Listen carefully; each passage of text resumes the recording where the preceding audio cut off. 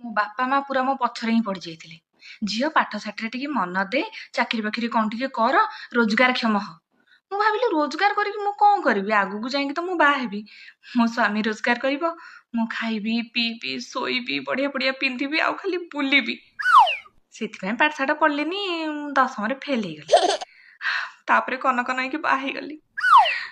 କିନ୍ତୁ ଜାଣିନଥିଲି ଖାଇବାକୁ ହେଲେ ମତେ ହିଁ ରୋଷେଇ କରିବାକୁ ପଡିବ, ପିନ୍ଧିବାକୁ ହେଲେ ମତେ ହିଁ ଲୁଗା କାଚି କାଚି ଇସ୍ତ୍ରୀ କରିବାକୁ ପଡିବ, ଶୋଇବାକୁ ହେଲେ ଘର ଦ୍ୱାର ପୋଛିକି ବିଛଣା ପତ୍ର ଧୋଇବାକୁ ପଡିବ।